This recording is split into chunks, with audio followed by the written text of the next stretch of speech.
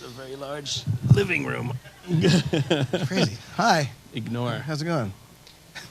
What do you mean ignore? I brought you something. You're the greatest. Here. What is this? It's for you. Magic handcuffs. I don't understand. Open them. Are you serious? Yeah. We have an hour. Let's do so. We got to do something.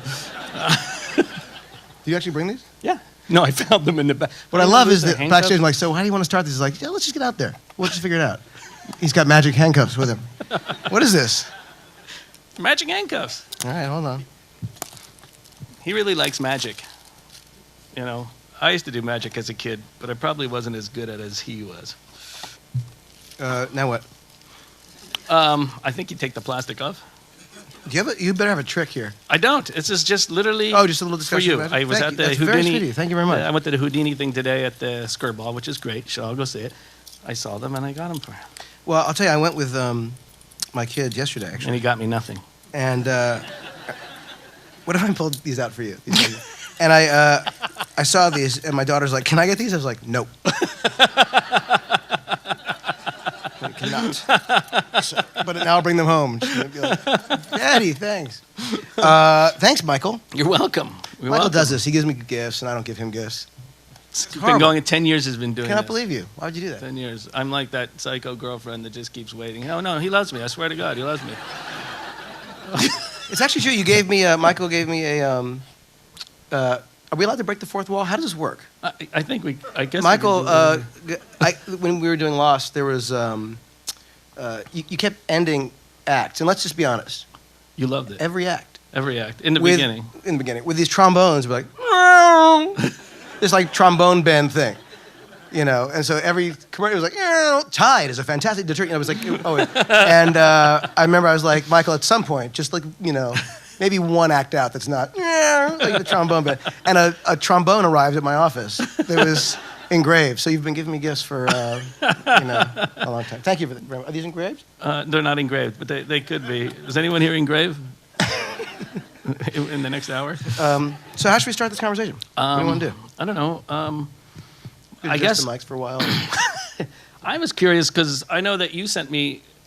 I guess it was in the year 2000. You sent me an email. We didn't know each other at all, and right. I was sitting there scoring video games, thinking, how am I gonna like get into other things, TV, film, and all that? Because that's really what I wanted to do. And I remember the email came this day, like where I was literally kind of like depressed about how can I do this? Because no one would talk to me because I only did video games. And every time I go to have a meeting at a studio, they'd be like, yeah, but you do video games. And that just beep, boop, boop, and it was becoming an increasingly annoying occurrence with these things. But, and then this email came from you, and you were like, hey, I like the music from your, you told me a little bit who you were, what you did, and that you, liked the music in the games that I wrote, and I was like, who is this? I thought it was a joke, like I thought it was one of my friends messing with me, because you said, just give me a call, and I'd love to work with you on this thing that I'm doing now for ABC. And right. So what prompted that? How did that, why on earth would you just email a stranger? I'll tell you the truth, I got a phone call from your mom. JJ, Michael is depressed. You call him up, give him a job or something for him. He's a good guy.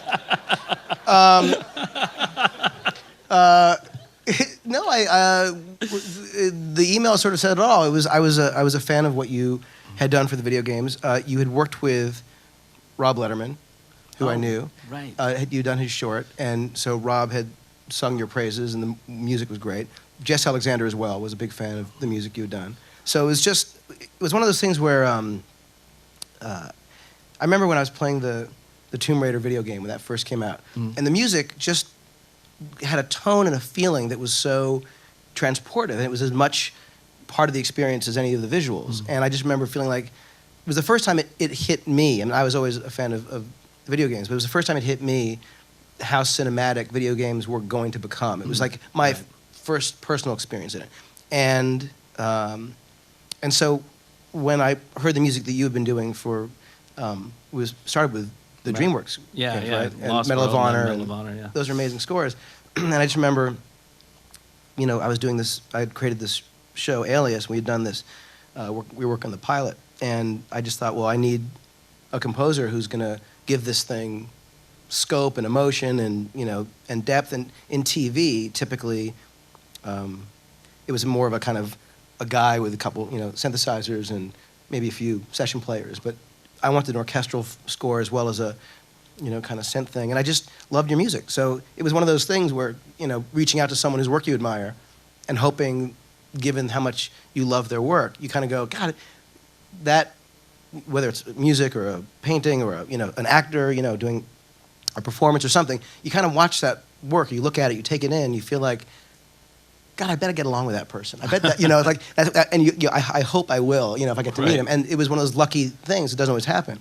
Where when I met you, though we'd grown up thousands of miles apart, it instantly felt like we'd grown up together because we had like the same sort of Right. I felt like, oh my God, this references. is like the guy that grew up next door to me. That I would have just ran across there and said, hey, come on, let's go out and tie that kid to the tree and see how close we can get the firecrackers to him before it hurts. Right. Thanks. Right? Thanks a lot. No. I wouldn't have tied you. We would have gone and chose some other. I thought you meant that's my like the kind of brother or guy who like somebody. lives next door. You just torture, and I'm interested in that. No, but I have to say that was one of the cool things is that when we met, it was instantly like one of those immediate bonding. It was just like a fun day. Moments. It was a crazy day too. I don't know if you remember. You were. Oh, I remember that next gift you day- got me. What's that? Yeah. The engraved tuba? Yeah. No, the next day you were going to start shooting Alias. And this day was... It was a Wednesday. It was like it was a weird like a costume. You were doing costume checks because I was in the room with you, and as we would be talking, we'd be messing around with the computer and the keyboards and stuff, and then Jennifer Garner would walk in some outfit. Okay, this is for the funeral, and you're like, that's for the funeral. Okay, da-da-da-da-da. Now maybe a little less of that. And she'd go off. I'm like, who's that? That's Jennifer. Oh, I don't know Jennifer. I didn't know who she was at that time. Now, of course, everyone does. But it was weird. And looking back on that day, it's always surreal to me. When I think, and Bradley Cooper was there, and you were like talking about, I remember you talking about his hair. Yeah. It wasn't the right color. Yeah. Something about, I don't know. It's still not the right color, right? But he'll figure that out. No, I don't remember the exact day because I do remember that leading up to filming the pilot, it was such madness, and we were still we were finishing up like Felicity for that season. It was just insane, and but I just remember talking to you about movies and music and the relationship between stories and the soundtrack, and it was you would articulate things that I had felt all my life, but had never really been able to express because that's what you are so gifted at and able to do, among other things. And the thing that was exciting to me, and I suspected it when we first met, but it became clearer and clearer as we worked together and got to know each other, which is that you're not just an incredible composer, which you are, but you really are a storyteller, and you are a filmmaker and a sort of writer and producer and structuralist, as much as anyone, that I've worked with. And so it's one of the reasons why I give you the scripts so early on. I talk to you about story as I'm writing them. I show you the earliest cuts because your notes, your suggestions, which, by the way, completely inform how you're able to write scores to get inside a story and connect with characters. It's as the notes you give are as powerful and as important and valued as anyone's I get. So that was really cool to kind of at the very beginning think, God, the way we're talking about music is what I've always sort of felt, but now I'm talking with a guy who actually does it and does it so well. And it was just really fun to watch not only that happen, but then watch your career just go crazy and watch you get up there and not only accept an Academy Award, but do it with such grace and sort of giving people out there hope that they can do whatever they want to do. It was really kind of an amazing thing to see, so very proud of you. Well, thanks. No, I remember when you sent me the pilot, and after you shot it, you sent me the pilot, and I was expecting, TV show. It was going to be a TV show, but it really felt like a movie to me. And I remember thinking, wait, this is not TV, this is a movie. And that's when I had my first inclination. It was like, wait, you're making movies. You're making like big, giant movies, and it didn't matter the medium.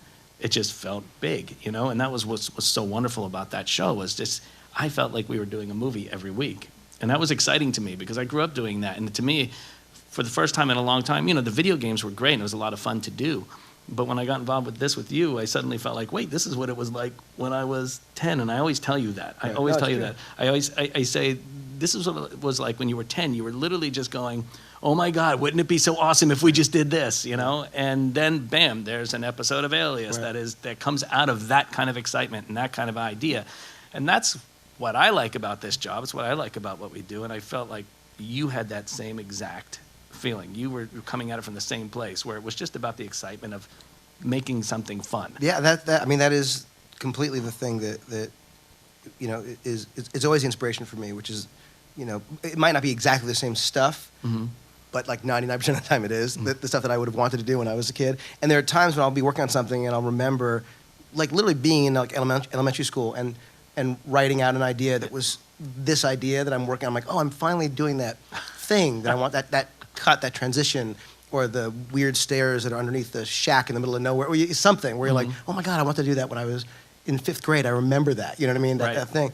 But, you know, that's why, you know, working on Super 8 was so cool with you, because it was literally going back to that time when we were kids making these little movies, and I remember being there on the scoring stage with you, and you know, which is where they record the, you know, the music and the orchestra, which, by the way, just looking at Michael with the orchestra, it's so great, because you know, they're these incredible musicians, and they come out and they've never seen the score, and they all sit down and they're talking and they're getting their, you know, tuning their instruments and everything, and they look at the score, and the conductor gets up and, you know, taps the wand, and all of a sudden they're playing this music that makes you cry, as if they've been rehearsing it for their lives.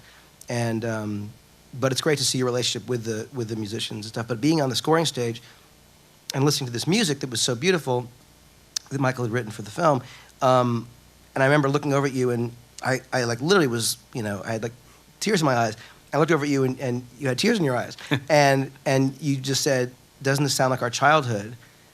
And it did, and it was so moving, because it was my childhood, it was your childhood, and it just had this sense of, you know, as the whole movie does, sort of obviously nods to the kind of movies we loved as kids, but it was its own thing, and it was really beautiful, and it was just, anyway, it's great to see you, you know, anyone, and certainly we're not alone. We are very lucky to work with people who are like this, but anyone who is able to hold on to that sense of, you know, like unlimited possibility that you feel when you're a kid of what things could be. It's so exciting and fun. I think it does get harder as you get older to do that, but it's such a critical piece. It absolutely gets harder. I mean, one of the things I remember as a kid is I remember being stupid enough to think that I could go into the backyard, take the metal trash cans, if you can remember when there were metal trash cans, and turn them into a robot. You know, I remember thinking, like, I can make this into a robot. That might have been the same day that I was taking wooden blocks and carving them out to put a battery in to make it into walkie-talkie.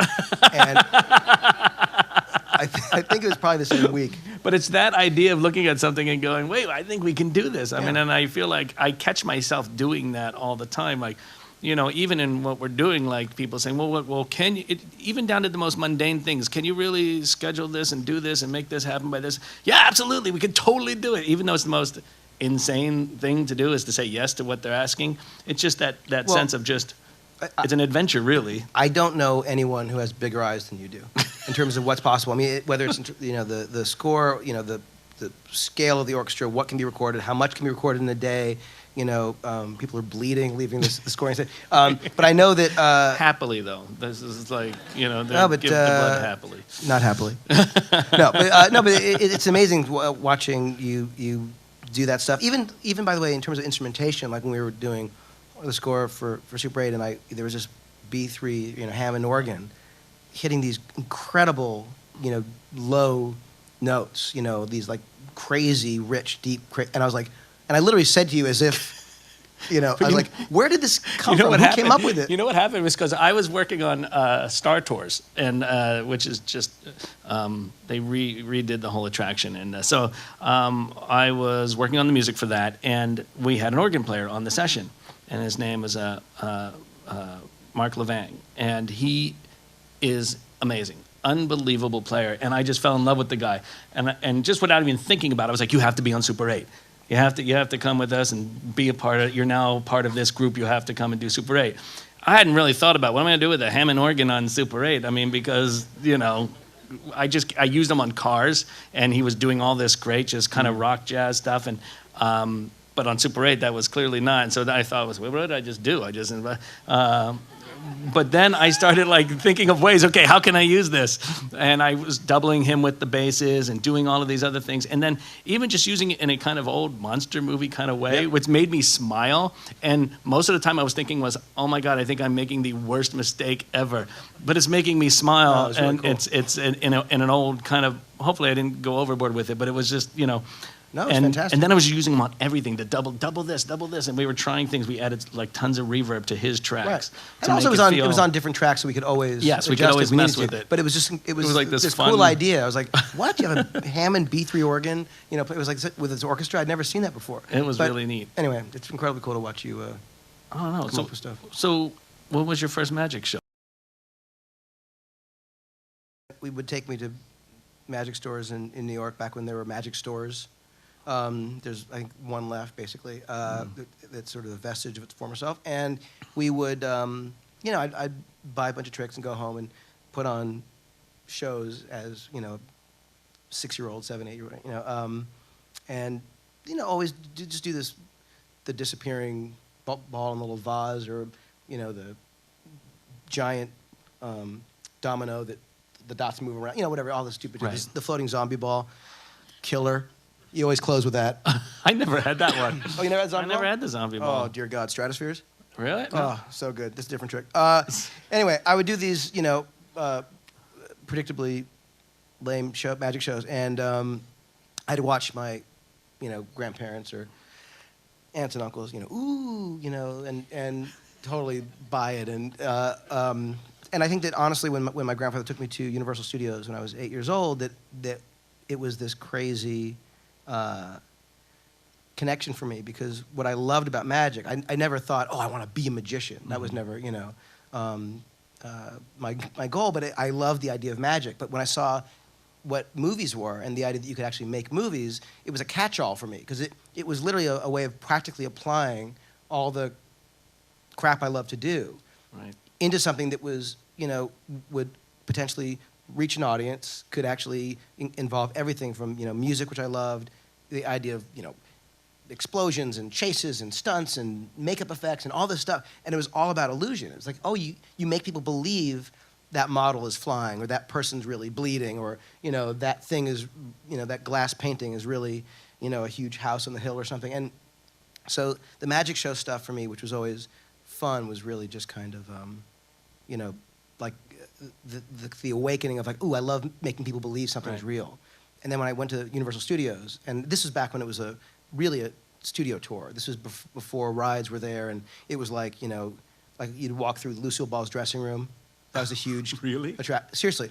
I remember walking past Quinn Martin Productions into Lucille Ball's dressing room. I think Edith Head still had an office there. There was what would they have there? I remember, there's like a makeup show where they would make someone into Frankenstein. It was really low rent, great real stuff. There was a special effects stage where they had an airplane hanging upside down on wires, and they showed how they would film it upside down so that you would be looking for wires, but they'd be on the bottom. And all this stuff. And I went home and I took whatever model I'd made and hung it upside down. I thought about that. Do you know how many films I have where my X-Wing, you Telling just see literally white strings hanging from it in front of a black background? You should have called me, because terrible. I knew the secrets. But did you do magic when you were a kid? Was that I did magic, but I never thought about it in the terms of what you just said. I mean, that makes so much sense as far as the idea of what movies were to me as well. I mean, I remember seeing King Kong for the first time and thinking, and then getting like, a magazine, some of the magazines, Cinemagic and different things that you could get, which Cinefex, sometimes did, Cinefex, like articles about those kind. I remember reading. Cinemagic was the greatest. The great one. But Yeah. it was hard to find those. I mean, was I grew up in New really Jersey, hard to so find, yeah. I was about as far removed from this place as you could possibly be. So I literally would have to drive, convince my dad to drive me to these bookstores, which he thankfully did, and search out any magazine that told you, okay, how did they make King Kong move? Well, I'll tell you, the first time I saw Cinefex magazine, Cinefex was a magazine that was created by this guy named Don Dohler, who did that Night Beast movie that was mentioned earlier. And it was a magazine that I remember the first time I saw it, I was in a bookstore, and I was in the newsstand, and it was like God had heard my prayers of it was like this, I could not believe Right. it was far thinner than I wanted it to be, but it was like a magazine that would tell you, like you said, how to do stop motion animation, Right. how to do makeup effects, how to do build a miniature. Articles about build. I mean, it blew my mind. It must have been the nichiest of niche audiences. Can you imagine? Like how many? I mean, who? They were was like, oh buying my God, that? Michael Giacchino subscribed. Yeah. J.J. Abrams subscribed. Like That's you it. We know got they two were like- people.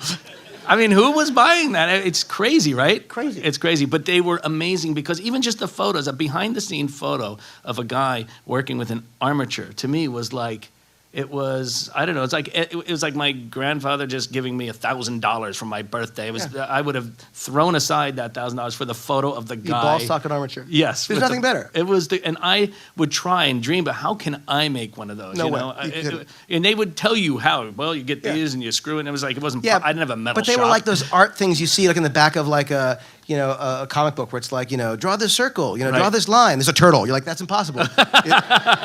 You skip the important stuff. But it was still hopeful because you thought, oh, people actually do this stuff Right. and they're showing you how to make it. And I remember. This is what I'm talking about. Like, we grew up far away from each other. Yeah. And like we had that same moment of Cinefex or It was like Cinefantastique the or greatest like, thing ever. It's insane. I remember like figuring, okay, I don't have a metal shop. I can't do it the way they're telling me, but I got paper clips and I put clay around the paper clips. And so if I bent it, it would stay in a position. So I would make these dinosaurs and different things, one of which I still have at home. And actually, the jaw doesn't work as well anymore, but it moves, And it was a great way to kind of it was a great springboard for experimentation on ways that maybe I could get it done. If I couldn't do that, then Let me ask a question, because we both have 3 kids. Your oldest son makes movies. Yeah. Now, I'm constantly thinking, oh my God, I cannot believe the technology that exists right now, and if Right. I had had any of that when I was a kid, that would have been so cool. What is Mick like using what he's got access to now, and what is it like watching him do kind of what you used to do, but with this new technology, and is it significantly different? Is there a substantial difference? Well, it's significantly different in the fact that when I look at him, there's this internal jealousy because I'm suddenly transported back to me in my parents' basement on my brother's ping pong table, struggling to keep my grandfather's tripod from moving because it had Do you own anything? Because everything else is someone else's in your story. My parents' house, my brother's parents' Yeah, house. no, I own nothing. What do you have, Michael? I grew up like, the tramp.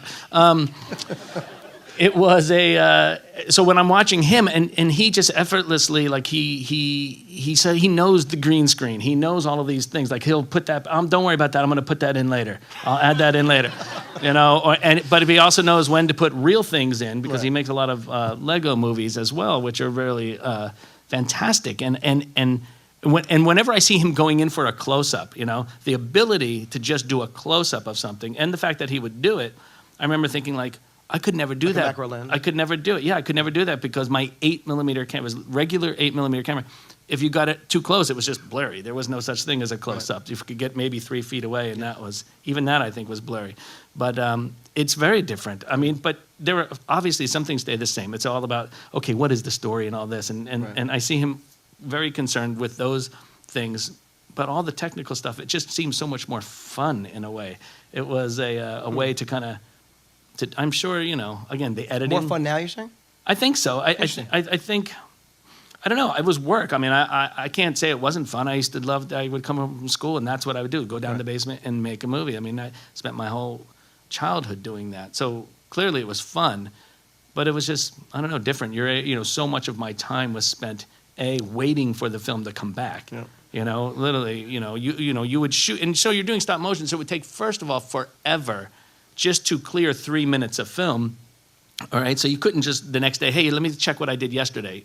No, you're going to work for a few weeks on that roll of film, and then it goes away forever. And then you're like hand it off, and you're afraid to even give it away because they're putting it in the mail and sending it God knows where, to Rochester or something, and you're just like, might as well be China. And you're like, well, you swear you're going to send this back? You swear? I remember asking the guy, the camera thing, and he would always, it's going to come back, don't you worry, And it would come back in those little blue cases, with the little plastic. Oh my God, it was like, and that was like I remember opening that up and pulling that out and just being so excited. The ride from Pathmark, where I would get it developed, to my house was probably 2 minutes, but those were always the longest 2 minutes of my life. Right. I could not wait to get home with that roll of film.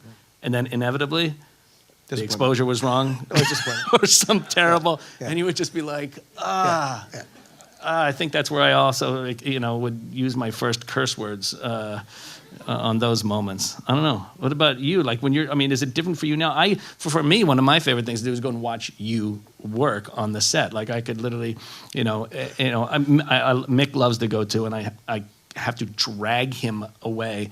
The night you were the train crash from on Super 8. So I take Mick and his friend out there, and it was freezing. Okay, and I just had my boots on. I didn't have any thick socks. It was freezing, and we're there till 1 in the morning, whatever it was. And literally, I was just thinking, I just want to go home. I was the one person there that could go home. Everyone else had to stay and work, but I always thought, hey, I can go home. I can leave. And Mick was like, did not want to leave, would not leave. He's like, it was awesome. He could have had blue feet, didn't matter. He just didn't want to leave. But I can imagine me as a kid, if I had that shot. I marvel at the fact that he can watch, come to the scoring stage, come into things, see those. I know. It's a completely different thing than when I was growing up. I was in New Jersey, Yeah. I love New Jersey, but I was in New Jersey. It was. It's funny, when Mick's around too. I can see in him what I know was, in your eyes, which is just that love of movies and the idea of, just the process of it. And my father was still is a TV movie producer, and going to the sets of that must have been fun. It was amazing. The whole thing was, anytime he had an office at Paramount for a while, and I remember I'd go and I'd sneak around. I got to know the guards, and so I'd walk in when I got to go during the week with him when I didn't have school, and I would always want to go, and I'd wander in, and they were filming shows like Happy Days and Laverne and Shirley and Mork and Mindy, and I'd go in and sit up in the bleachers that were empty and just watch them rehearse. And so there were the actors, they didn't look up to see the kid in the bleach, so I would just sit there and watch them go over, their lines, and watch Robin Williams, just probably out of his mind on something, and just think, God, he's even weirder not on TV. But it was, but the process, even though that wasn't movie making, it was still, obviously, it was TV, and it was thrilling, and just to see anything, I look at Mick and that desire to stay. I never wanted to leave a set, and so I'm sure you wouldn't have either if you had absolutely been there, not, never. Like what you're describing was kind of like what I would always think of as a kid. What would it be like to actually go to a real Hollywood, backlot? What was that like? I mean, I can't believe you look at pictures that they actually had, fake buildings. Who I mean, I remember going and finding the old broken down buildings in the neighborhood. We would film our post-apocalyptic, versions of what happened after the supposed nuclear war in 1987. Because it was filmed in 1983. In 1987, that was a long time from. It seemed like a long time. Let's escape from New York. Exactly. So. But the idea that you could go to a place that had all that there for you, that you could do anything you wanted with, I used to dream about going to see something like that. So when did music become the thing that you felt was your calling? I mean, among others, because I have a feeling that your career is going to branch out, and when you look back, it'll be like, oh, he's also a composer. But in terms of where you are now, at what point was music the thing that you felt compelled to? It's hard to say. I think that I used to spend an inordinate amount of time searching for the right music for the films I was working on. And one of my favorite things was like literally going through every record in my dad's collection, or begging him to buy me this soundtrack or that soundtrack, and then figuring out, okay, this piece of music goes right, fits in this scene. But how do I make that work timing-wise? How can I get it from the record player onto my, which at first, just a tape recorder. I would hit play alongside of my regular 8 film. And I would used to have to time these things out in such a way where I would play a cue on a tape, turn the tape upside down, play it back. Like if I knew that the hit happened in 30 seconds from point to A, I'd play the cue for 30 seconds from the, let me see, how did I do this? I turn it up, I get to the point where the actual sync point was. I turn the tape upside down, play it for 30 seconds, put it back the other way, and then start it from where my scene started, and it would line up. And I'd have to make scores this way, cobble them together. It was basically rudimentary music editing. Right. You know, it was the caveman's Pro Tools, I guess. And so I would build these scores, which would then have hit points. So if I started them both at the same time, reasonably, the hits would happen, right, and the emotional beats would be there. And that was important to me, that like, if someone fell off a building, that there was something terrible about that it wasn't just like happy music playing the whole time, not like being in a silent movie theater, you know. I wanted the hits to happen, because I was always amazed at, like, even when I just saw Star Wars, I remember thinking, like, just, wow, when this happened, I just felt so differently when Luke came home and found his parents were killed. Was that one of the most impactful experiences for you, like, in terms of, like, of music and movies? Yeah, definitely. I mean, I always loved it, you know, but it was not as, that was kind of like an epiphany for me, seeing that. Because I remember the soundtrack came with liner notes which said, you know, in this cue, the French horns take this theme and that theme, and the trumpets take it here. And I was like, wow, wait a minute, that's how it works? Before, it was just a sound to me. It was all this one sound. And that said, no, it's not one sound. It's different sounds, and it's different people doing different things. And I thought... I think what you're describing, and it's one of the things, despite every nightmarish, horrific pitfall of the internet in terms of young people, one of the great things about it is access to ideas, information, and technique, and the demystification of something like what a soundtrack is. Right. You know, for the right kid who is open to it and has the potential that you did to become that person. Like, if you had not read those liner notes, where you were told, oh, it's broken down into separate instruments and sections within the orchestra, and that the idea of themes being played by the brass as opposed to the strings, whatever it is, you know, you might not have that switch might not have been switch flipped, opened up you know? everything. Opened the idea of, wait, there were different themes for everybody. There are different instruments that carry those themes to give a different feeling, a different emotion, you know, for whatever you need it. And I literally can remember that day. I was laying down on the rug in my bedroom, and I had the record player going, and I can remember that day like it was yesterday. And that was in 1977, you know? I swear to God, it's one of those things where, once again, remembering with insane flashback type clarity, being on the carpet in my room, on my back with my headphones on, eyes closed, listening to the music, and it was sort of my version of being able to rent a movie or download a movie, because we didn't have the movie, but to listen to the music, you could either imagine what you had seen and remember the sequences, or for the movies that I hadn't seen, because I would buy soundtracks to movies I hadn't seen, I would imagine what the movies were based on the music. Wasn't that great? I mean, the greatest thing in the world. That was the greatest, because you were using your head, using your mind to create a story, to create something. That's what I also loved that about soundtracks, which I had no idea. Like, I hadn't seen.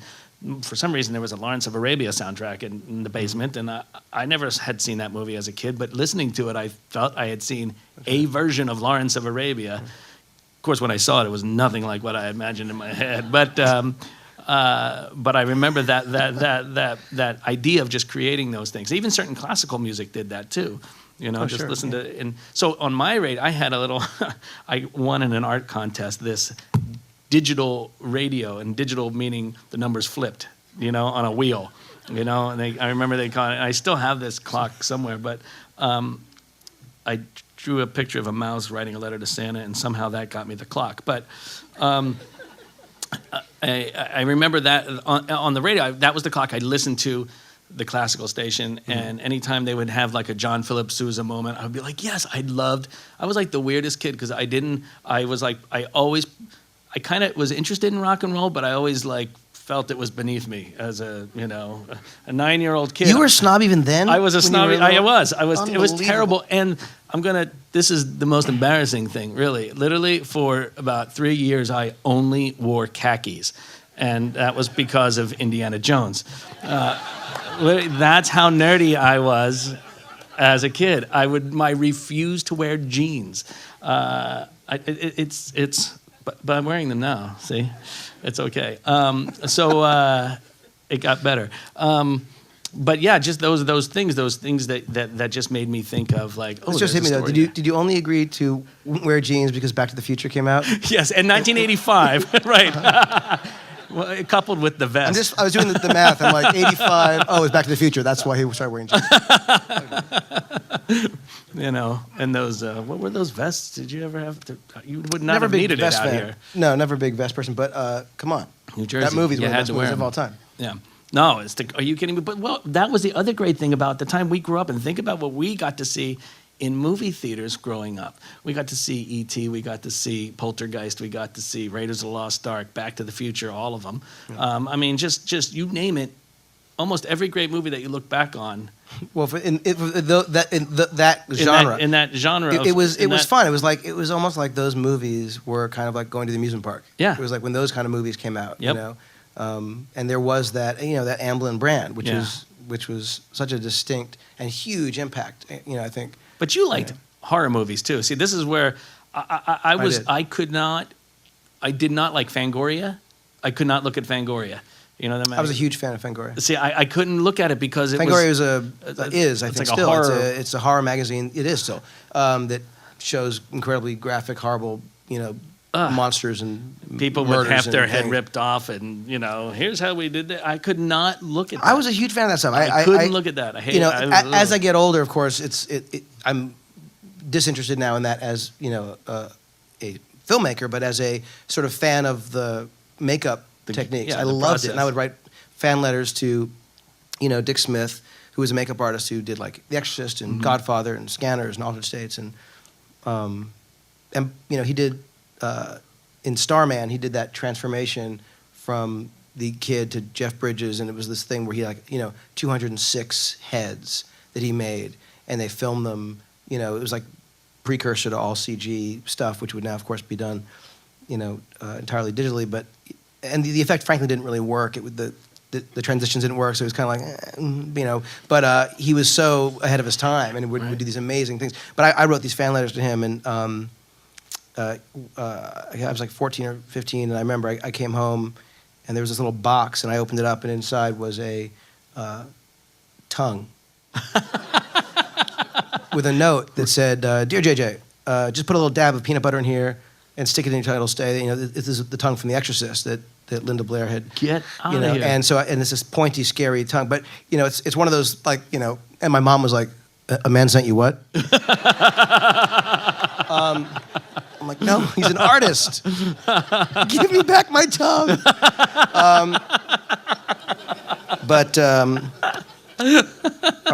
Anyway, but it was one of those things where I would write him letters, and he'd write back, explaining how he did certain tricks and techniques. That's the other great thing about the time I think that we grew up was just the idea of letters, right? You would write a letter. I remember when E.T. came out, I wrote a letter to Steven Spielberg. He never wrote me back. I'm still waiting. I don't know if you ever watch this. But the idea that you could put something in the mail and then maybe get something back, that was pretty great. I mean, email is email, and it's great and it's fantastic. But the idea of literally kind of that time that has to pass for you to wait for something. But you've mentioned this thing twice now, and I think it's a completely sort of potent idea and something that is somewhat lost now. And I've talked about this, I think, with you before. But the idea of time, of investment, of process, and now we are in an age where when we want the song. Mm-hmm. We click something that's not even an actual button. We pay money we don't actually hold. Right. We get the song we can't actually see. There's no evidence of anything that just happened. And we have it. And sometimes, I know when I would, want a song or a soundtrack as a kid, and I'd go to the, the bin where they would have the punched hole, the corners. There was like the demo album, so they were $2 instead of $10 or whatever. And I would buy the soundtracks and ride my bike home with a bag. I would listen to everything. I would be at the store. I'd hear things I wouldn't have expected to. I, might ask someone about something that there could be a poster. I might see something that I wouldn't have expected. So then you'd get home, and the investment of time meant that you would listen to every damn thing that you had bought. Yep. I find myself downloading songs sometimes now, and I don't even listen to them. I'm Never like, even well, I got it now, yeah. so I'll listen to it. It's like there's this thing that there's no sense of appreciation for it. So, when you were a kid making movies, and you had only 3 minutes of film, at 18 frames, and you would, you'd have to think about what am I going to shoot, because you can't just undo it. There wasn't the luxury of frivolousness. Right. And then you'd have to wait 10 days to get the film back. And during that time, you'd be thinking about what you would do and what it might look like and what kind of the edit would be. So you'd be thinking about that stuff. There was no undo button. If you made a cut, that was it, and to re-splice it, you knew there'd be a bump over that, Right. And there's something about the process. And at Bad Robot, we have an old Chandler and Price letterpress that we use for like cards and stuff. We just make certain things. And it takes forever. You have to set the type, you got to choose the type, the font, you got to put it in there, you got to put it into the frame, you have to put it in, you have to ink the rollers, you're going to have to clean the rollers later. It's a whole thing. You finally print it, you get the card, it's imperfect. But it's imperfect in the most beautiful way. It's imperfect because it meant that there was this kind of process that was involved. You couldn't just go, a list of 8,000 fonts, click that one, print, you have it. Or just change it at the last second. No, I don't like yeah, it. or it's done.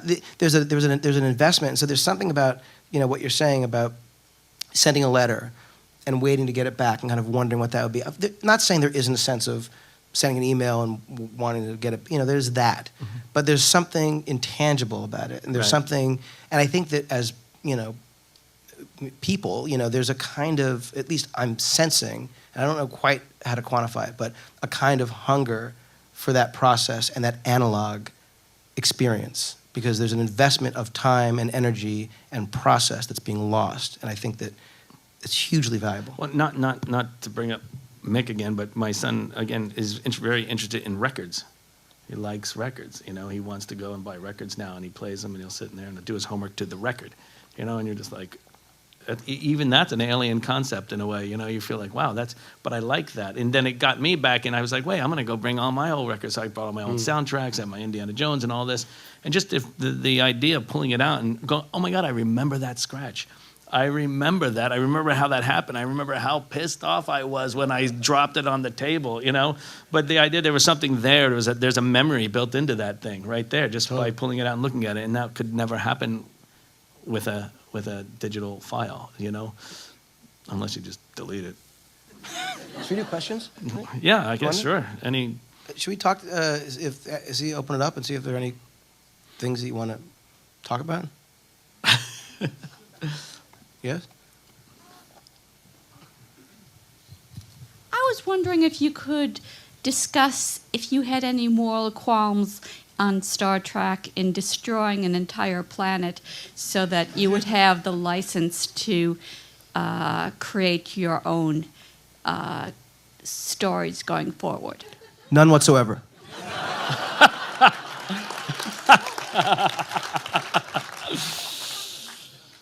Next question, I guess. Over. I'm a huge fan of your work, especially on Lost, and you have a lot of themes, obviously, each character and stuff, and you always interlay them together, like, when people die or something like that. Did you write them that way, or did they just happen to go together? No, they all are written separately for different occasions and different episodes, and it's Lost to me, I've always kind of thought of it as a weird, ongoing psychotic opera. So you write these themes and these motifs that will come back. You never know how you're going to need them. That's the thing. Like I would never watch a full episode before it was time for me to watch. I would never read a script, never. So if I wrote a theme, I would write it for that moment, not knowing that that theme would end up being some massive key into all of these other things. You're writing them for the moment, you're writing them for that piece. And then you're always thankful later when something comes back. Oh, I can reuse that. Thank you. I can pull that and do it in something different. But now suddenly, say you have a theme for Jack, and suddenly he and Hurley are mixed up in something together. It was always kind of fun for me to try. How can I make those things work together? So part of it was just creative challenges. Part of it was just you're writing for that moment in the story. Can I just say something about that? Which is what Michael just described as the process of actually writing a series. It's a leap of faith. You go with the best idea you have for that moment, for that character, for those people, and you just go with it. And it's there in you as much as it is for the audience. And as time goes on and something suddenly clicks and you realize, oh my God, that thing that we said about his childhood or her backstory, and now I've got this other story, you realize there's a connection, because there are always connections. They're just sitting there waiting to be connected.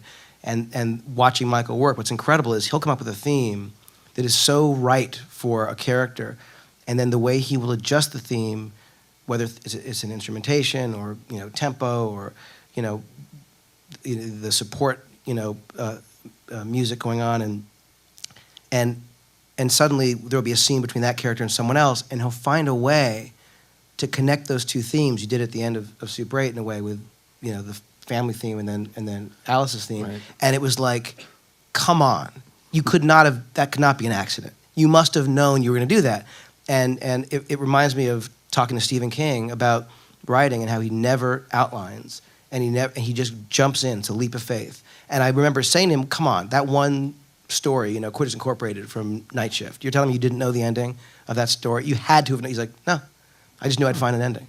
So Michael just jumps in and commits and finds these amazing ways to do stuff that you think, come on, you knew that was inevitable. And he's like, no, I just trusted it.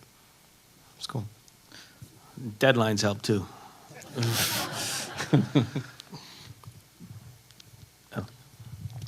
I just want to say one of my favorite movie moments of all time is the birth of Kirk in Star Trek, and it's one of the most amazing things I've ever seen because it's perfect. The writing, the direction, the effects, and most importantly, the music. Like, it is an amazing piece of cinema. Oh, well, it's funny. Very sweet. That was written in a garage, that piece of music. And I remember JJ came over one day. You remember when we were looking at that scene, and I had written out the whole piece, and he was like, and what I love about working with JJ, he's always thinking, he thinks musically and he can think emotionally. It's like, and it's not in terms of he'll say, do this with French horn. It's always kind of this emotional thing, or what if we had movement in here? And I remember in that particular piece, you were like, well, what if there was just some sort of like undulating sort of da da da da da da, kind of a thing that kind of just grew underneath it. And if you listen to the piece back, that is actually in it. And that's what I really love working with him on that, because the back and forth between us is always just really, it helps me be way better.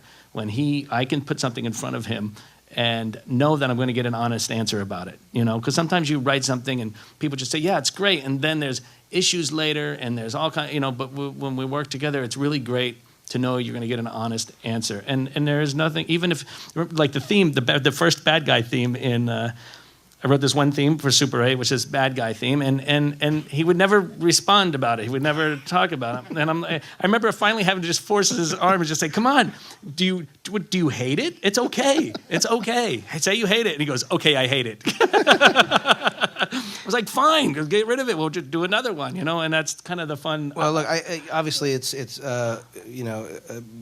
completely mutual admiration society. I feel exactly the same way about working with you. And the thing about that scene, it's almost like talking about Star Wars earlier.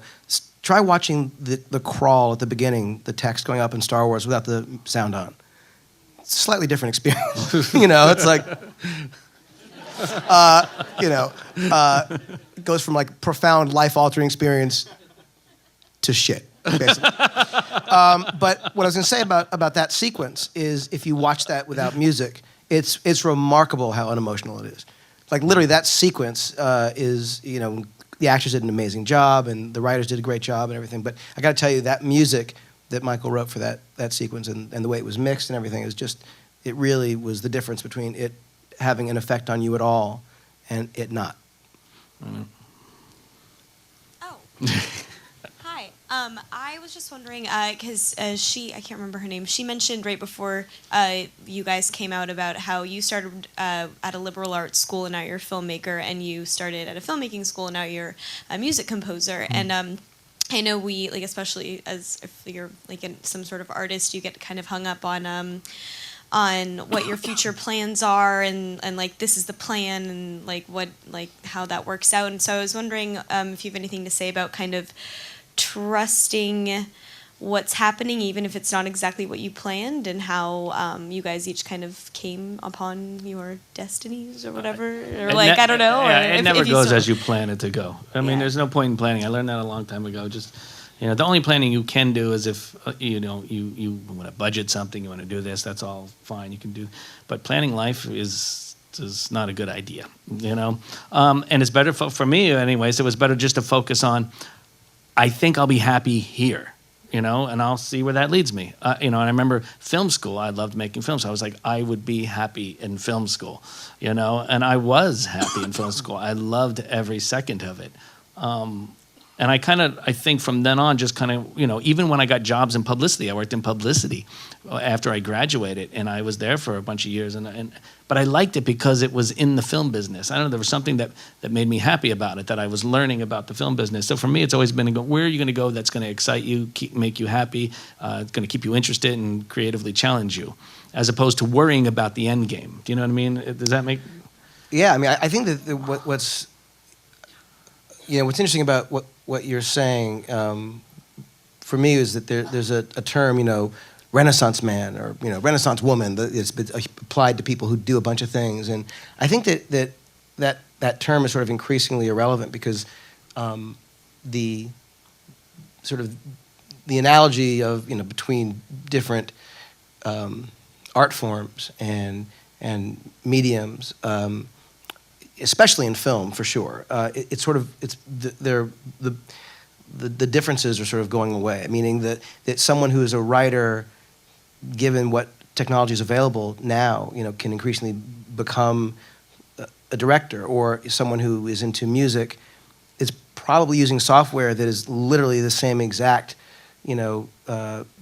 setup and layout and sort of timeline as something like that an Avid would use. Or if you're using an Avid, you might want to use After Effects because that can do visual effects, but it's the same kind of idea, timeline and tracks and different pieces and moving things around. And so whether it's visual or oral, the idea that you're using these tools, I think increasingly people who are interested in music are also able to, I'm just finding this in my experience, people who are, who play around in music can really experiment with that, but they also are into animation, and those people who do animation are also editors, in their own right. They may not be editors, but it's incredible how helpful it is to know everything you can about, so I don't know, are you interested in film?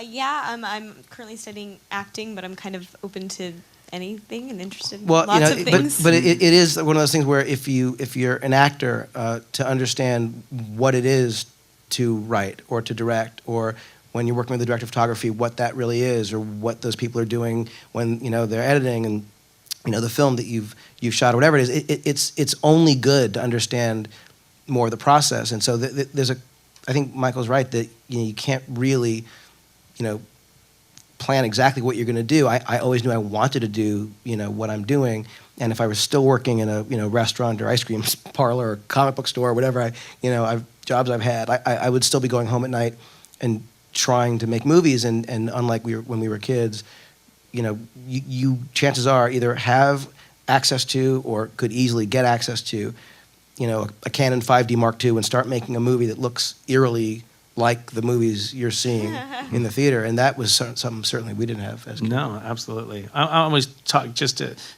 keep, when I talk to other composers, they always say, well, how do I get to do what you're doing? And I'm like, well, music is, don't worry about the music. You should already know how to write music. It's more about how to learn about storytelling. Go make a film. Go do this. And you'd be surprised at how many of them are like, but I don't want to do that.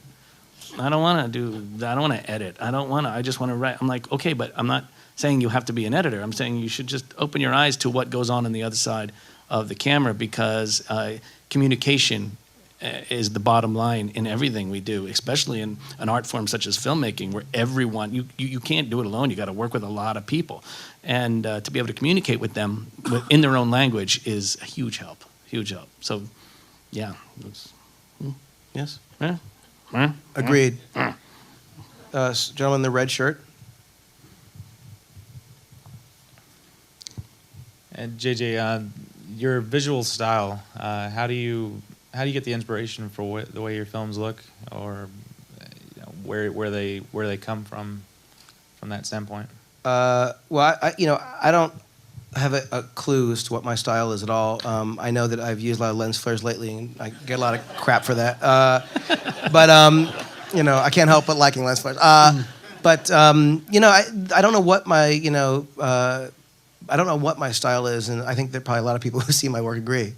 But I think that to me the answer is that it's always sort of serving the story. Like I never look at it and think, I'm going to apply a kind of meta documentary style to, I don't go into it thinking, and I don't even know scene for scene sometimes when I go in to shoot something how I'm going to do it. Like I'll get to the set and I'll be like, oh, this should be handheld. And I know why I'm saying it at the moment, but it might not have occurred to me beforehand, and it's a weird thing where it's about what the scene requires. So I always look at something and think, what is the way, I would want to experience this, this moment, this scene. And I suppose that sometimes going to that, you're always jumping back and forth between the macro and the micro, looking at like, what's the context of the scene, what comes before it and what follows it, what do the, characters really know about what's going on, what is the rhythm of the sequence of the movie. You're always kind of jumping outside, and then you're kind of inside of it thinking, well, how do we make this moment as dramatic or funny or intense or whatever as it needs to be? So the answer is only really serving the master of what the script says or what the what the scene requires, and then trying to apply that. It's rarely a kind of ever, for me, a stylistic question. And I was actually talking last night, we were listening to the DGA with Steven Spielberg, and Jim Cameron was there, and he actually asked Steven that question about sort of the different styles and that he's used, and Steven basically had a very similar answer, which is that he really responds to what he's being basically tasked with and asked to do, and then does that work. How does he want to see those scenes? So I'm not sure. I'm sure there are people who say, here's my style, and that's what this story is going to be. I'm going to impose my style on it. I just don't have enough of a style, frankly, to be able to impose it. But what I like what you said was the idea that, how would I want to experience this? How would I want to experience it? And that to me is really what it comes down to. And someone who's in tune enough to go, well, just how would I like it? How would I want to see this thing? That's important, I think. Well, it's funny because Steven was actually saying that he felt that 3 different directors could do the same script, and you'd have 3 completely different movies, because the way he was talking about how he had developed Rain Man for a long time, and that he couldn't do it for whatever reason, and so Barry Levinson directed it, and how different his version was from what Steven's would have been, and just the idea that I guess it is sort of what that person's point of view is, right. But it's hard for me to even understand what my style is, because I can't. I just honestly have no idea. I can't see it. Here. You both discussed how you're fathers of, I think, 3 children, and you all had some success before the children. I was curious how having children has changed you as artists, both artists and in a practical ways. That's a good question. Sorry. They keep you honest in a big way. They really do. It's funny. You could show them something or let them hear something and be like, huh, that's nice. When's dinner? And it really kind of keeps you where you need to be, I think, as a person, just kind of remembering that's real. What we do is all pretend, and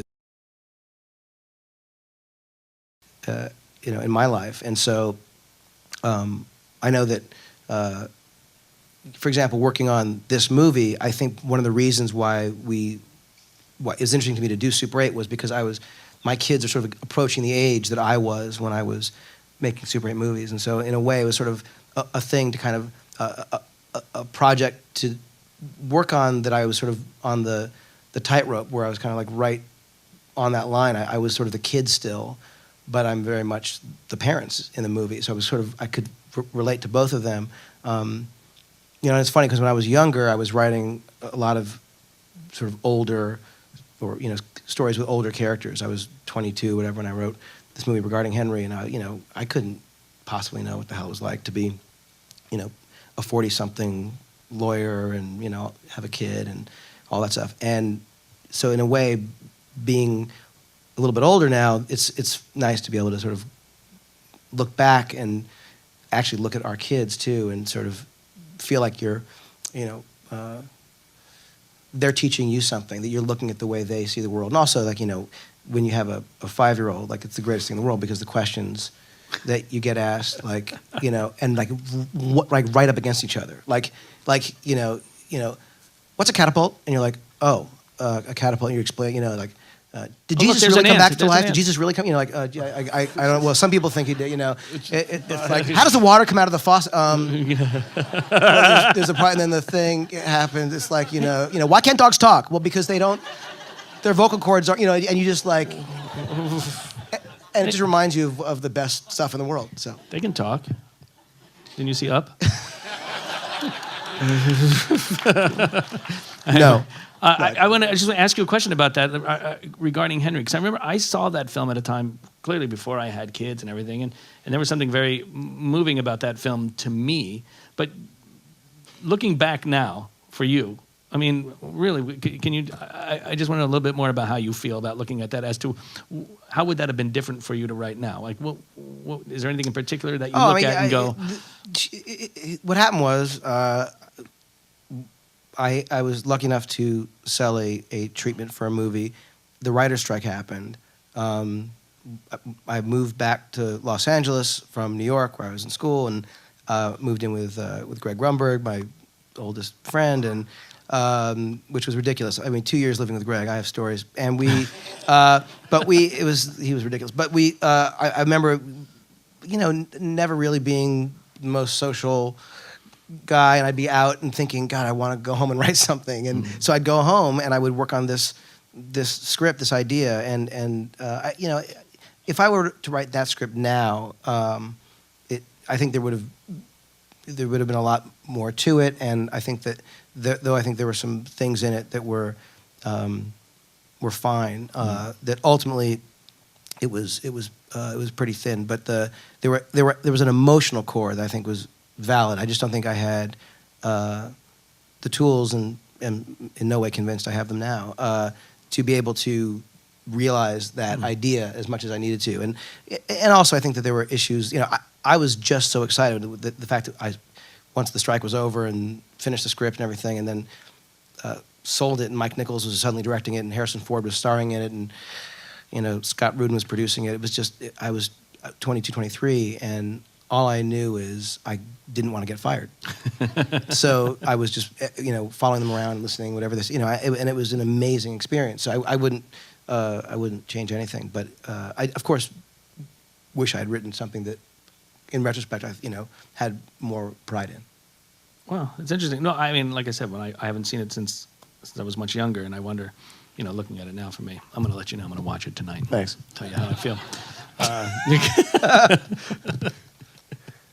Superman? Michael, I need to ask you, when you're writing a score... That's always scary when I need to ask you something. Could everyone just look away for a minute? Hi. Hi. So, when you're writing a score for Up, which is way different than a score for Lost, does it affect your general mood, your emotions during that week? Like someday, like, leave me alone. I'm writing for Lost today. I just feel horrible. I'm like, oh, okay. When I'm waiting for Lost, I'm like this brooding asshole. I'm just like this. No, clearly, you know what? It's off. When I'm done writing, it's off. And I mean, there are times when you're thinking about a scene, something that you're working on, but it doesn't really alter my personality, I don't think. I think, it's in some strange way. I hate to say it like this, but I've always tried to set it up so that, look, I get there in the morning, I'm going to work until this time, and then I'm going to go have my life. I'm not the kind of person that enjoys working till 3 in the morning. I don't do that. I don't like it. I want to be, it's one of the things I impress upon my kids. Come home, get your homework done, and then you can do whatever you want. It's like, and I think all my life has all been about kind of getting everything done at school just so that I could make my movies. And now it's almost reversed. Get your movies done so that you can then go do something with your life, So I think that it doesn't affect me in some sort of psychotic, emotional kind of a way. It's just what I'm working on at the time, and they're all puzzles to me, and you're constantly thinking about them, but that's, Okay. Well, do you guys want to come over for burgers after this? No? We're vegetarians. Okay. This may be a really simple question or a hard one, but what is your number one favorite movie? Wow, that's a really hard question, because there's the second you name one movie, 10 other ones pop up right behind it where I'm like, no, it's that. Wait a minute, no, it's Wait, it's 2001. No, it's Planet of the Apes. No, it's Raiders of the Lost Ark. Wait, no, it's Lawrence of Arabia, or it's I mean, there's just too many. And then he'll name a few, and I'll be like, oh damn, I wish I said that one. It's so hard. I don't know. Do you? It is hard. What do you? I have heard myself say for so many years that my favorite movie is The Philadelphia Story, and which I love desperately. But then I start thinking about how much, when like North by Northwest is on. When I put that on the DVD player, it's just a magical play. And then I think, well, come on, Harold and Maude is probably the best. And then I think, damn, Hal Ashby being there may be the best. And it's like that thing where it's just free association, best movies ever in your head. And so I don't have an answer to one, but all of the above. All those are great. And of course, literally because Jaws is always on TV, there's like a phenomenon. And so that's a movie that every time it's on, I just, it's like time stops. I'm just like, I just get sucked into that Jaws. I just couldn't love it more. So I unfortunately don't have an answer. Batman. No, I'm kidding. But one of the first movies I remember watching was the 1987 Predator with Arnold Schwarzenegger. And more recently, I looked up alternative endings, alternative creature designs and things like that, how they did the makeup for it, how they did the stealth for the creature. And I was kind of devastated by it. It kind of ruined the magic that I had when I was watching it when I was a kid. So my question is, as a filmmaker, has your idea of the magic, so to say, been crippled and maybe just dead at this point? Well, yes. No. Wow. I don't know. That's a tough one. I'm gonna cry, I think. I know. I like to say that. Sir, come over here, please. I mean, you hear us both saying about, we wish, the days when you had to drive 8 miles to find a book or something like that. But clearly, if someone had handed us a computer at the age of 10 and said, look what you can do, there's no way we would not have just used that in every which way that you can use it now, right? True, but I do think that there is, and the fact is we all, whether we like it or not now, because at the time, Cinemagic magazine comes out, and it's just groundbreaking and life-changing for us, but now I think infinitely, more information is being sort of force-fed to people who could give a crap about how movies get made. So the average person doesn't even want to know, just by virtue of sort of osmosis of what's out in the media, kind of understands how CG, basically what computers are capable of, kind of generally speaking, what green screen is and how that works. Like what used to be kind of trade secrets that you had to sort of go to the geek literature to understand is now basically, not just out there and available, but force-fed to people. So I feel like we all are sort of being trained to not believe it. An example, I was at UCLA a couple years ago. Were you there for the Safety Last? Oh, yeah. And they were showing Safety Last, the silent film of Harold Lloyd. And was climbing the clock tower. And, although it was done with special effects and he wasn't really risking his life, per se, people in the audience, and this is, Royce Hall, 1,000 people, whatever, were screaming. They were like gasps. I mean, it was the most visceral film-going experience I'd had in ages. And it was because people they thought, this is real. This was before fake everything. And it was an amazing thing to feel like, oh, they're in it. They believe it. And so I feel like we are all sort of being trained to know it's not real. And so I love what you're saying, to find that one specific thing. But I think one of the problems, certainly with computer graphics, is because anything is possible now, the more people are aware of that, the less they believe anything. And it makes it even more important that you desperately care about the people in those stories. Because if you don't care, a spaceship flying by the camera doesn't mean anything to anyone anymore.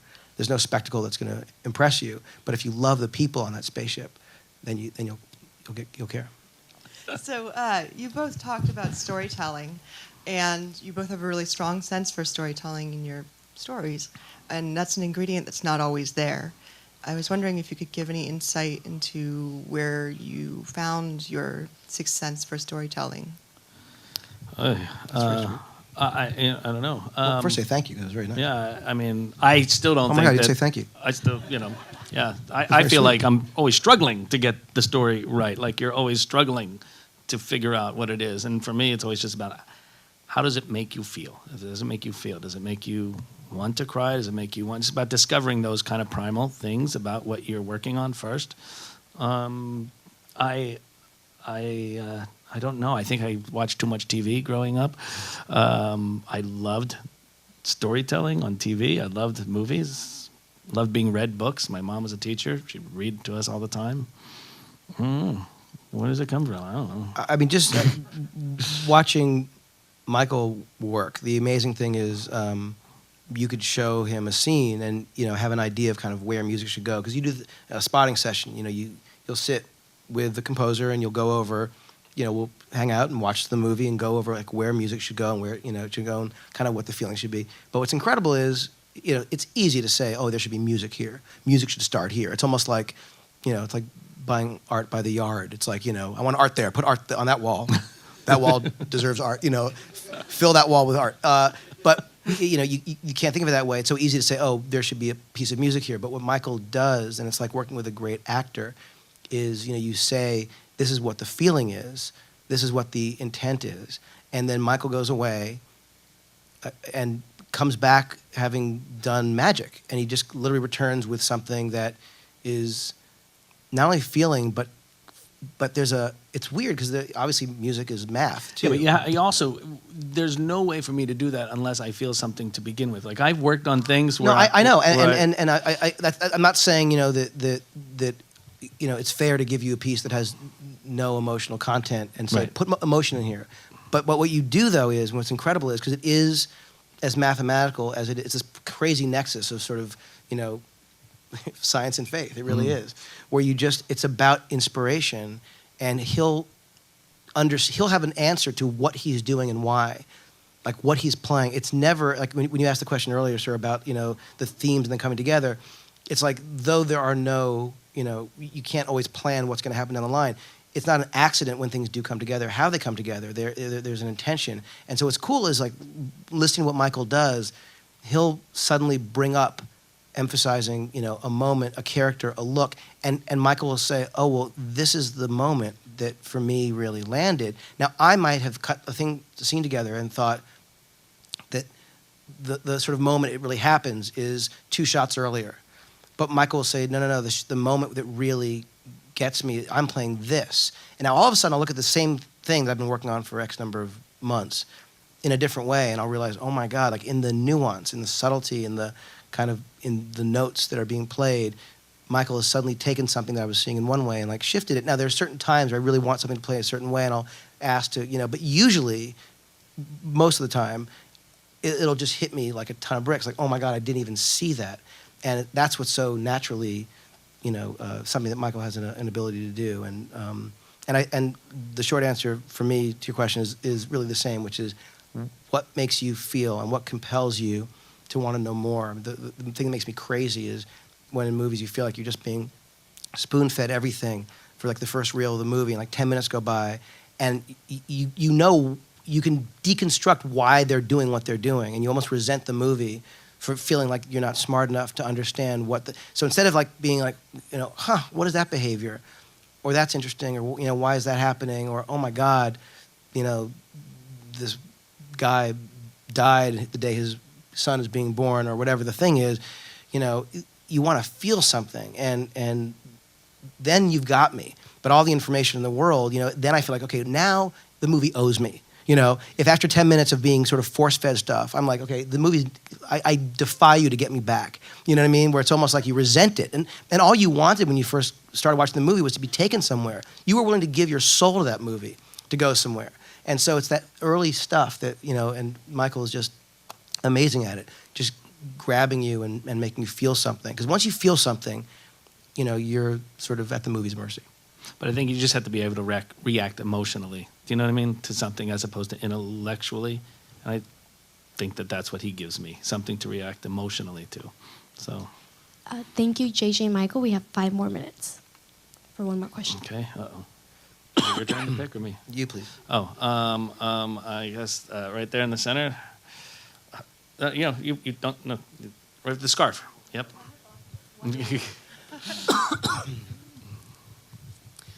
I feel so lucky to have been a part of this conversation with you guys. Your friendship is amazing and obvious. I was lucky enough to be a camera assistant on Mission Impossible 4, and and I'm wondering how post-production is going, and what you thought of all the IMAX footage. A lot of soft focus. Oh, get out of here! I'm out. It's going great. Brad Bird directed, I think, an incredibly fun movie. To watch him do his first live action movie is kind of surreal because you see these moments that are, really funny and specific and about character, and you think, oh my God, that's so Brad Bird, and then you think, God, I've never seen a Brad Bird live action movie ever. So it's a weird thing to see stuff that feels, you realize he's just such a great filmmaker who just happens to have been using, animation and tools of animation. But it's going great, and thank you for your work. This IMAX stuff in particular is looking insane. It's unbelievable. amazing. Should we do one more question? Because that was a pretty short. Go ahead, pick. Oh, me? Choose. Oh, you, sir, the white and the stripes. Hi. Very big fan of Lost, and sorry if I'm spoiling it for anybody, but the moment in the final episode when I knew this would happen. Cover your ears. Of course. 6 years in the making. The most poignant piece of Lost. You in the green? No, I'm kidding. The most poignant piece of Lost for me is when the characters each can physically connect, and then there's this rush of remembering their connection with that particular character from the rest of the series when they were back on the island. So at what point for each of you particularly did that idea pop in your head, both for how to write it and then for how to make the music for it? Well, I'm gonna. Where were you, or when did that happen? I will let Michael answer that question, and the answer is because I was not working on the show for the 5 seasons after the first year. I wrote and directed the pilot, co-wrote it with Damon, worked on stuff in the first season, but literally Damon and Carlton Cuse ran that show just I think off the charts brilliantly for 6 years. And so at the end, when the idea popped into Damon's head, I have no idea. But I do know that they knew at the beginning, certainly before the last season, what that whole sort of structure was going to be and how that was going to work. But obviously, especially that last episode, which people are really torn about, and my instinct is that people who really had a problem with it, it means they were watching the show. Which means they didn't want it to end. So I don't know quite how you end that series and go, oh, hey, thanks, because I think people really cared about those people. But I will say, and I thought they did it brilliantly, but if you watch that last episode, and again, I saw, cuts and stuff without music, it's, again, it's like the Star Trek thing. The emotional experience you have is vastly different without the score. But you should answer the question. I will just say about it, I don't know exactly when or how they came up with that conceit, but for me, it was an incredibly emotional experience watching that. Just I remember because Damon would say, "Did you watch it yet?" No, I haven't watched it yet. He would call me. Didn't you just get it? I was like, "Yeah, but I haven't had a chance to watch it yet." So, what did you think? What do you think? And I remember watching it, and when those moments would happen, it was really emotional because you realize you spent 6 years of your life on this show, and suddenly it's not just this thing you're working on; it's about the people you're working with. It's like the same thing when you think of your family and everything you've gone through, and your past, and all of those things. It's a very emotional experience. So, for me, what happens there is literally a reflection of what I did at that moment, which was just sit there and cry. So the music is just kind of reflecting what I was feeling. But they gave that to me, and I think that Damon and Carlton and JJ and all you guys, what you do so brilliantly is just give me something to cry over. You know what I mean? You give me something to feel, you give me something to care about. And all I want, the only wish I have moving forward for me is just to be able to work on things that I care about, things that I feel for with people that I do the same, with people whom I care about and love working with. So, I mean, I think if you could boil it all down to something, it would be that, you know? Would you agree? I do. I mean, it's the only thing that, you know, matters to me is are you feeling something, you know? And it can be anything. Yeah. But it's got to be something. And, you know, I've always felt that music was at least, you know, 50%, if not more, of what a movie is. I mean, I've always felt there was such a massively important component there. And, you know, couldn't be luckier to have you as a partner in that. Well, I feel the same way about you. So Thank there you. it is. It's really why I gave him the handcuffs. You can never leave me. Thank you very much. Thank you.